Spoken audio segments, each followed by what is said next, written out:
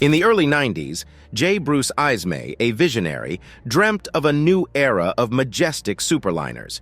He was the esteemed chairman and managing director of White Star Line, a British shipping company, responsible for the production of 3 amazing ships, the Olympic-class liners.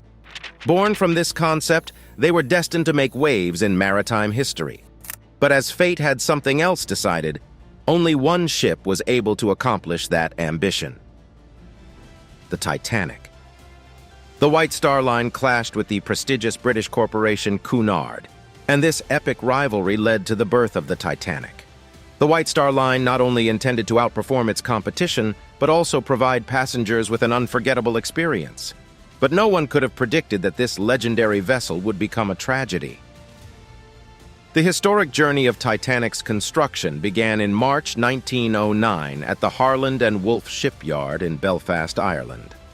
On the 31st of May 1911, a historic moment occurred when the Titanic's massive hull, the largest movable man-made item at the time, slipped down the slipways and into the River Logan. There were over 100,000 people watching the launch that lasted just over a minute and went off without a hitch. The ship had magnificent decks and lavish interiors, as well as 29 massive boilers to power its 2 enormous steam engines. The Titanic was a modern design marvel, with a double bottom and a clever arrangement of 15 watertight bulkhead compartments. These compartments, which were outfitted with electric watertight doors controlled from the bridge, were truly phenomenal. They were even dubbed practically unsinkable in a special issue of Shipbuilder magazine devoted to the Olympic liners. But here's when the plot changes. The feature that was supposed to assure safety had a flaw. The bulkheads were waterproof, but the walls that separated them only reached a few feet above the waterline. This architectural weakness caused water to cascade from one compartment to another, a major flaw that played a critical role in the Titanic's tragic sinking, particularly as the ship tilted or pitched forward. The insufficient quantity of lifeboats on board was also a critical aspect of this heartbreaking story. There were only 16 lifeboats and 4 collapsible Engelhart boats available, with room for just 1,178 passengers. If every lifeboat was loaded to the full during an emergency, only 1/3 of the total onboard population could fit. Isn't that shocking? It truly is. But what is even more astounding is that the Titanic's lifeboat supply exceeded the British Board of Trade's guidelines at the time. The first voyage of the Titanic. The departure of the Titanic from Southampton on the 10th of April 1912 was nothing short of an extraordinary event. With 2,240 passengers and personnel on board, this massive ship set sail for New York after brief stops in Cherbourg, France, and Queenstown, Ireland. Titanic's decks were graced by an elite ensemble of powerful politicians, wealthy businessmen, dignitaries, and even celebrities. Bruce Ismay, the brains behind the White Star Line, was at the helm, supported by Thomas Andrews, the builder of the ship from Harland and Wolff. J.P. Morgan, whose shipping trust controlled the White Star Line, was conspicuously absent. His cancellation at the last minute, owing to serious business problems, created many suspicions later on. Among those present was John Jacob Astor VI, heir to the Astor wealth. Then there was Isidor Straus, owner of Macy's with his entourage, as well as Benjamin Guggenheim. Margaret Molly Brown, a widow and heiress who became renowned as the unsinkable Molly Brown. The ship's crew, largely second-class passengers, joined this unusual mix, along with academics, tourists, and journalists. Their experience would be comparable to that of first class on other ships of the time. And here's a surprise. The largest passenger group was in third class, with over 700 people outnumbering all other classes combined. These passengers, many of whom paid less than $20 for their trip, were an important source of revenue for White Star. As the Titanic set sail on her maiden journey, a minor warning appeared in the form of a coal fire blazing in one of her bunkers. But as such fires were common on steamships of the time, stokers acted quickly, dousing the raging coal and shoving it aside to reach the center of the fire. The captain and also the chief engineer of the ship thoroughly assessed the situation and concluded that the fire had most likely not affected the hull construction. But here's where things become complicated. An interesting notion proposes that this fire grew out of control after the ship had left Southampton. The crew pushed the Titanic to full speed in an attempt to outrun the flames. In this desperate race, they may have ended up colliding with the iceberg. If that wasn't enough, get ready for another creepy incident. A minor distance prevented the Titanic from a collision with the SS New York, an American line ship. This close call sent shivers down the spines of everybody on board. Such incidents make us wonder if the Titanic was just unlucky or criminally unprepared. The iceberg collision. Titanic was traveling through calm waters on April 14, following days of good sailing, when news of ice from other ships began to arrive. The crew felt at peace as the ship sailed forward, seemingly unstoppable. Around 11:30 p.m., a keen observer observed an iceberg developing from a slight cloud directly ahead. The warning siren sounded, and the bridge received a panicked phone call. The engines were quickly reversed, and the ship veered violently. Rather than colliding directly, Titanic appeared to skim the iceberg's side, spilling icy pieces onto the forward deck. The lookout's initial relief was short-lived. They had no idea the iceberg was hiding a hidden danger, an underwater spur that brutally gashed a 300-foot hole beneath the waterline, puncturing the ship's fate. The horrifying discovery emerged as Captain Smith joined forces with Thomas Andrews, a constructor from Harland and Wolff. The Titanic's 5 compartments were already filling with frigid seawater, and the bow sank ominously, allowing water to flow from one compartment to the next.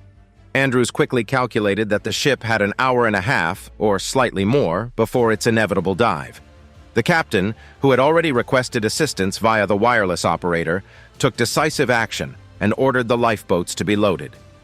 A disorganized evacuation began more than an hour after the tragic iceberg collision, with the lowering of the first lifeboat. The ship meant for 65 passengers set out with only 28 on board.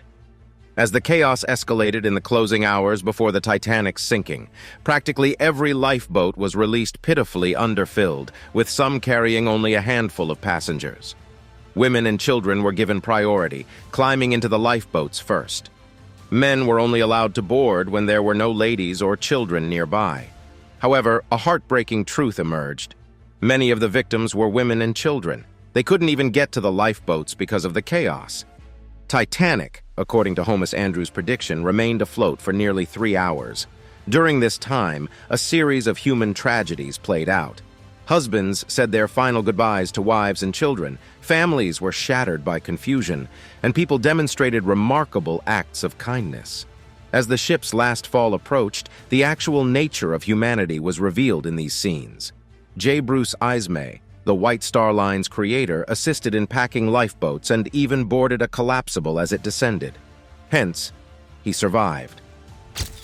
Thomas Andrews, the ship's principal designer, was last seen in the first-class smoking area, staring blankly at a ship artwork on the wall. John Jacob Astor led his pregnant wife Madeline into a lifeboat, expecting to join her but being denied the opportunity. Isidor Straus and his wife Ida faced the odds together. Isidor refused to go without Ida, refusing any special treatment because of their age. The faithful pair retired to their hut, where they would meet their doom together. Then there came Benjamin Guggenheim, who appeared on the deck dressed in elegant evening wear, proclaiming, "We are dressed in our best and are prepared to go down like gentlemen." A statement that will be remembered for a long time. Molly Brown, a pillar of strength, assisted in filling lifeboats and was among the last to depart. She appealed to crewmen to return for survivors, but their dread of being overrun by desperate souls kept them from answering her call. As the clock approached 2:20 a.m. on the 15th of April, 1912, the Titanic sank beneath the ocean's surface, virtually perpendicular with some lights still aglow. After receiving the Titanic's distress signal, Cunard's Carpathia assembled the lifeboats as daylight broke. When the story was finally concluded, 706 survivors emerged from the Titanic's wreckage. The RMS Olympic. Now let's meet the Titanic's sister, also known as the lead ship of the class, the RMS Olympic. For an astounding 3 decades, the Olympic carried Bruce Ismay's dream, achieving milestone after milestone. This magnificent ship was the epitome of luxury and engineering achievement. The RMS Olympic sailed strongly, rejecting any notion of calamity or shipwreck. It was built in the late 1990s at the Harland and Wolff shipyard in Belfast, setting the record of being the world's largest liner upon its launch. The Olympic, being a part of the trio of White Star superliners, was also 100 feet longer and 10,000 tons larger. It was crammed with much more spectacular embellishments. Not to forget the fuel-efficient powerhouses that outran their Cunard contemporaries. This ship reinvented not only luxury but also the fundamental concept of travel. The first voyage. You've probably heard the heartbreaking account of the Titanic's first voyage, but let us turn our attention to the RMS Olympic, the elder sister. When she set sail on her first voyage, her journey was devoid of incidents and tragedies in contrast to Titanic's dramatic fate. Olympic's voyage was the talk of the town in 1911, catching the imaginations of people all around the world. Her first year in service saw alterations that had an impact on the two ships in her class, Titanic and Gigantic, also known as the Britannica. Olympic's cruise was decided upon as the trio set sail, such as the replacement of B-deck promenade decks with more cabins for her younger sisters. A new chapter began as the majestic ship moored at the famed New York City. Over 8,000 curious souls gathered in her opulent accommodations. The first collision. The Olympic had already completed 5 journeys under the experienced direction of Captain E.J. Smith by 1911. A collision with the British Navy cruiser HMS Hawke on a fateful day, however, altered the trajectory of the Olympic's narrative. The unexpected happened as the two ships sailed in the waters of the Solent Strait, their routes running parallel. The HMS Hawke crashed into the side of the Olympic out of nowhere, the collision booming over the waves. But this was no ordinary accident. It was the biggest catastrophe in the ship's whole history. The Olympic's huge propellers became an enticing pull for the Hawke, resulting in a disastrous collision. The HMS Hawke's bow was ruthlessly crushed, and the sea's relentless surge swamped 2 of the Olympic's compartments. A government probe ensued, blaming the Olympic and its huge size for the catastrophe. The ensuing court fights were heated, leaving White Star with massive legal expenses and the Olympic trapped in dry dock for almost 6 weeks. However, the story does not finish there. The crash also had long-term consequences for the Titanic, delaying her construction while pieces were recycled to repair the Olympic. In an unexpected turn of events, White Star saw this disaster as a chance to re-establish public trust. They used the incident to demonstrate the Olympic class's excellent waterproof compartment design and alleged unsinkability. The World War I, HMS Audacious, and the second collision. Later, as the globe plunged into the horrors of one of the most catastrophic battles ever recorded in 1914, the maritime world was significantly impacted by the clashing nations. While several ships of the size of the RMS Olympic were requisitioned for military service as troop transports, the Olympic originally continued her commercial operations. In the face of the approaching gloom of war, the Olympic experienced a remarkable change. Her portholes were covered, and her outside lights were turned off in an effort to blend into the shadows and minimize her vulnerability. The Olympic found herself transporting Americans fleeing Europe's upheaval. As the continent sank into anarchy, the Olympic became a beacon of hope for those in need.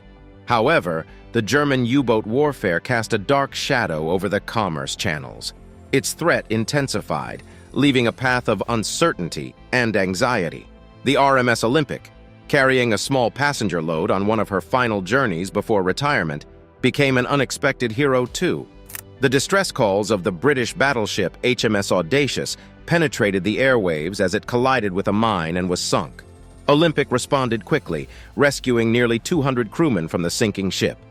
The destroyer HMS Fury attempted to tow Audacious, but despite their efforts, the battleship was lost at sea, leaving the survivors in the care of Olympic. But it doesn't end there.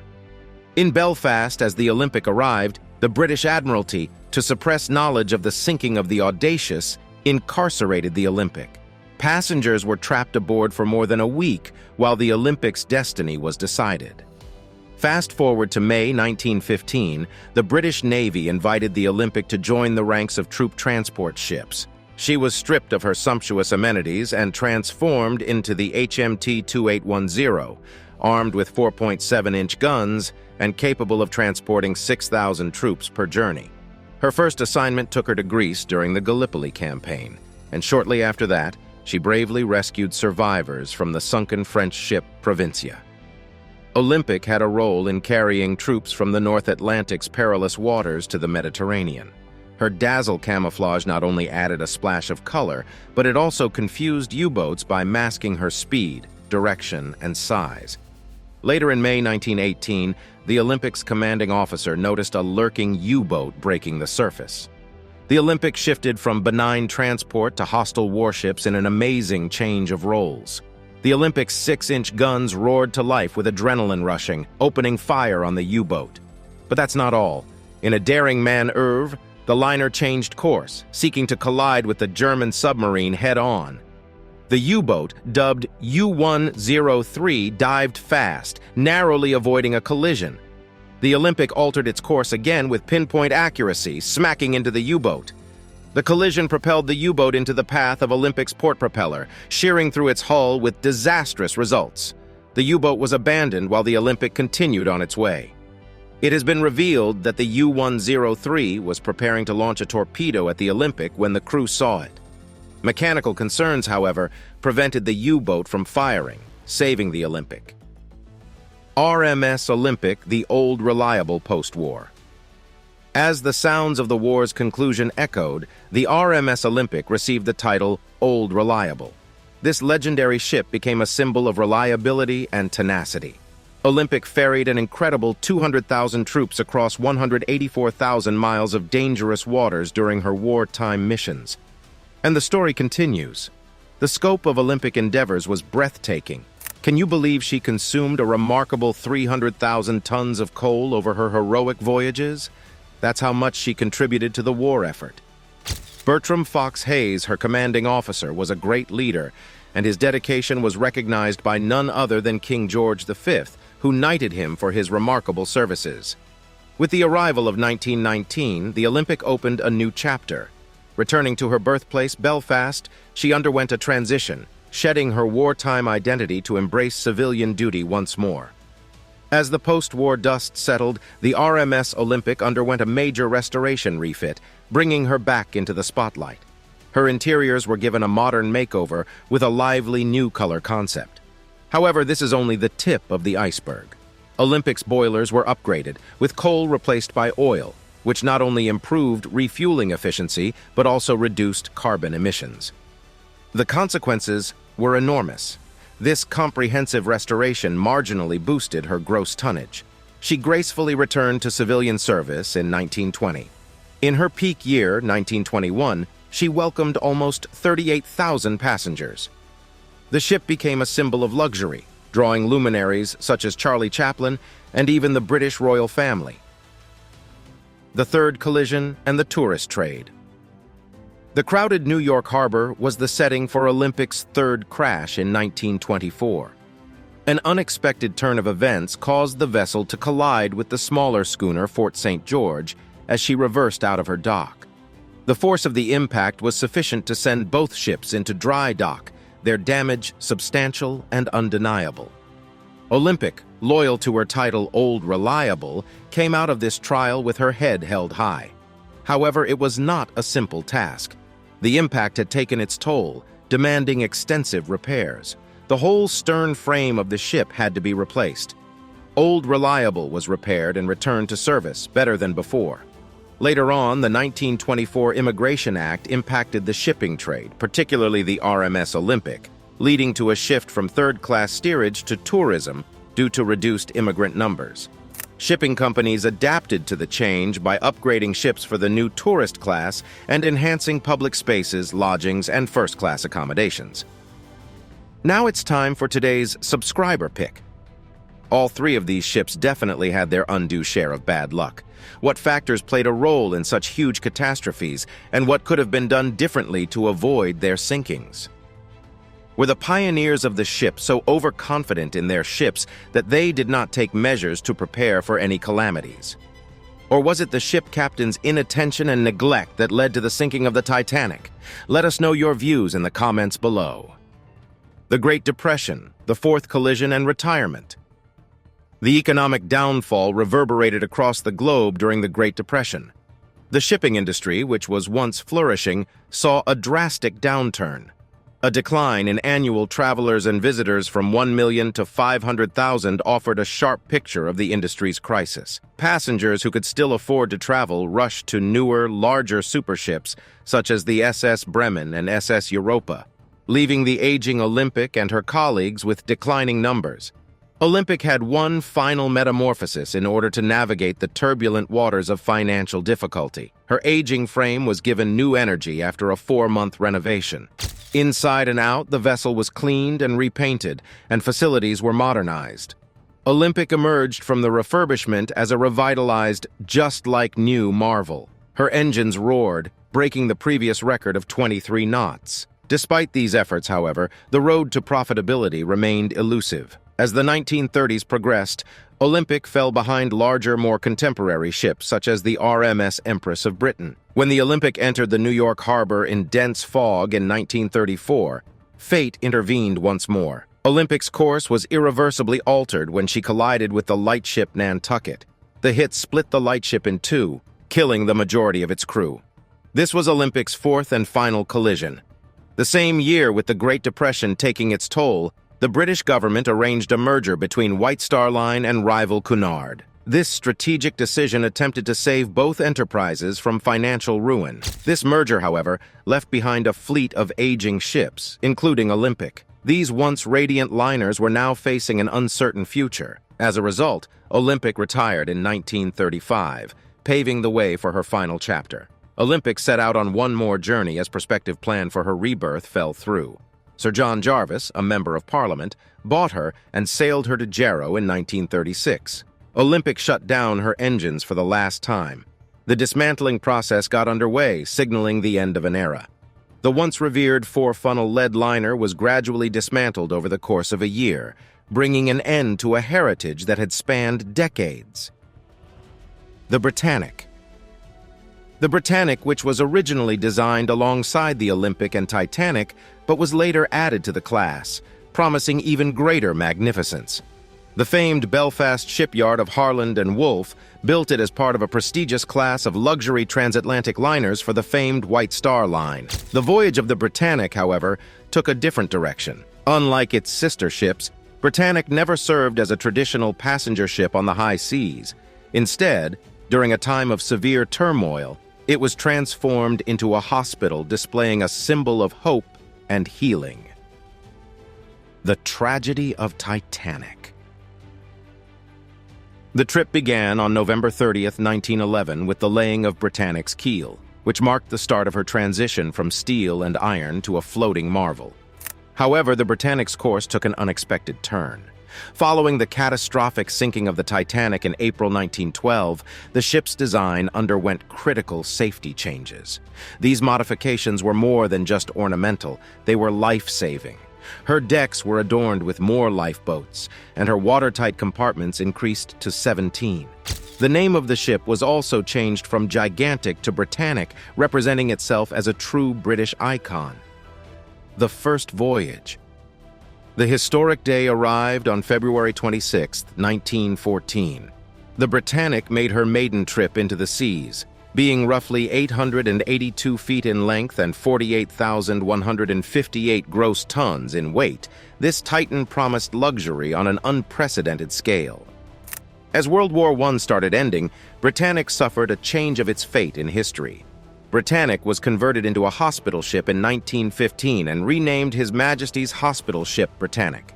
It became a ray of kindness in the face of the tumultuous conflict, dedicated to tending to the wounded and saving lives on the front lines. The HMHS Britannic sailed from Liverpool, England on her maiden journey to the Greek island of Lemnos via Naples on December 23, 1915. The ship set out on a noble mission to collect 3,300 injured souls from the battlefield. The journey was filled with grace and optimism. The voyage of the Britannic, however, was not without its difficulties. After completing her humanitarian mission, she traveled to Southampton, England, where she arrived on the 9th of January 1916.